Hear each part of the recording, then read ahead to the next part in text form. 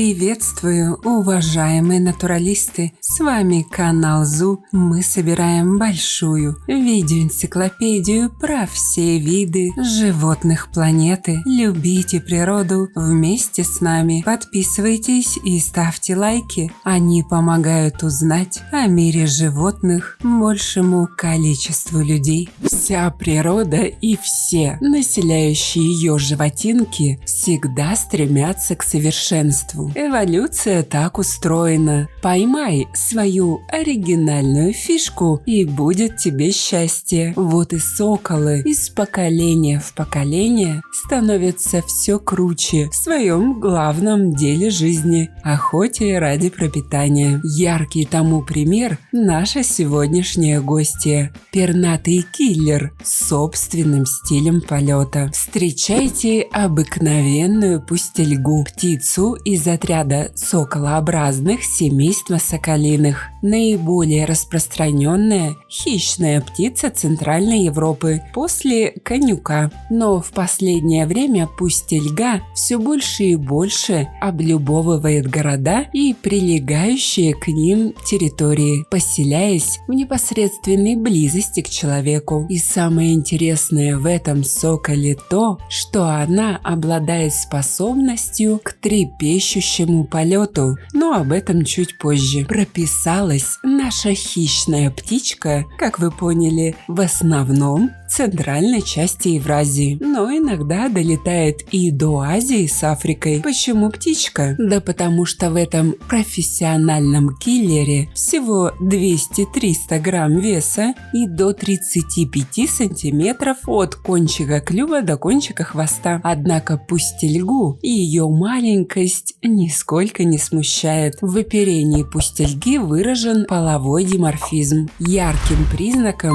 отличающим самцов от самок, является окраска головы. У самца голова светло-серая, в то время как самка однородного буро-коричневого цвета. По одной из версий, слово «пустельга» происходит от слова «пустой», так как ходить с такой крошкой на соколиную охоту нельзя. По другой версии, свое название пустельга получила от способа охоты на открытых пространствах и происходит от основы «пас», звучало примерно как «постельга» и имело значение «высматривающее», что ближе к правде, если учесть ее оригинальный стиль полета. Кстати, свободно живущая пустельга должна ежедневно съедать около 25% от своего веса. Вот такая маленькая обжора. Да, но маленькая пустельга вполне трезво оценивает свои навыки. Она не бросается на добычу крупнее себя. Эта птаха предпочитает превосходство и выбирает своей целью мелких грызунов, певчих птиц и насекомых. И в охоте на эту мелкокалиберную дичь пустельга достигла совершенства. Что же такое трепещущий полет? Это высокоспециализированная форма управляемого полета, при которой сокол долгое время стоит в воздухе на определенном месте, совершая очень частые взмахи крыльями. Кстати, это весьма энергозатратное занятие. Во время охоты пустельга висит в воздухе, часто трепеща крыльями и высматривает добычу. Зависая на месте на высоте 10-20 метров, она делает очень быстрые и частые взмахи крыльев. Крылья двигаются в одной широкой горизонтальной плоскости и одновременно перемещают большие массы воздуха. Пустельги, кстати, могут летать в неподвижном воздухе даже в помещении. Кроме пустельги, способностью к такому трепещущему полету обладают, например, чайки и крачки. Сходным образом повисают в воздухе около цветка, высасывающие нектар колибри. Также трепещущий полет свойственен некоторым насекомым. Заметив потенциальную добычу, например, полевку, живой вертолет в виде нашей сегодняшней гости пикирует вниз и хватает ее, притормаживая уже у самой земли. Однако зависать в воздухе не единственная суперспособность пустельги. Например, окуляры у пустельги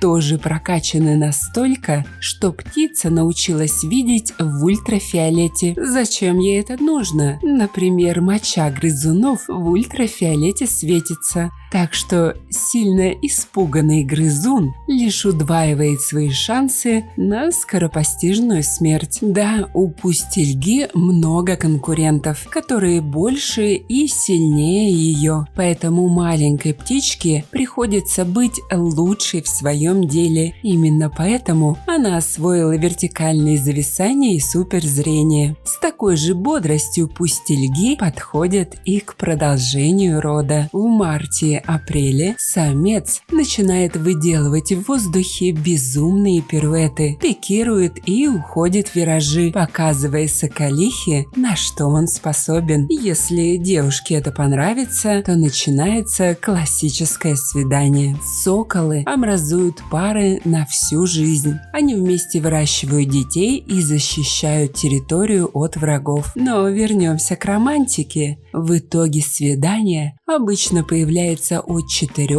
до 6 птенчиков. Первый месяц они сидят в скорлупке, еще 2 на довольствие родителей. За это время они заодно проникаются от родителей идеями тотального уничтожения полевых вредителей и учатся летать как вертолет. Максимальный зафиксированный возраст пустельги 16 лет. А какие еще суперспособности хищников, которые им помогают приблизиться к совершенству путем эволюции, вы знаете? Напишите в комментах. Становитесь спонсорами проекта всего за 99 рублей в месяц. Этим вы поможете популяризировать зоологию, что очень важно в современном мире. Также обращаю ваше внимание на то, что у нас появились дизайнерские брендовые футболки от канала. Приобрести их можно по ссылкам в описании к видео. Спасибо, что посмотрели этот ролик. Не забывайте ставить лайки, писать комментарии о том, какого бы животного вы хотели бы увидеть в следующем видео и делиться этим видео с друзьями. Это очень помогает развитию нашего небольшого сообщества. Подписывайтесь на наши паблики по ссылкам в описании к видео. Там много интересного. С вами был канал о животных ЗУ. Мы собираем большую видеоэнциклопедию про все виды животных планеты. Любите природу вместе с нами. До скорых встреч!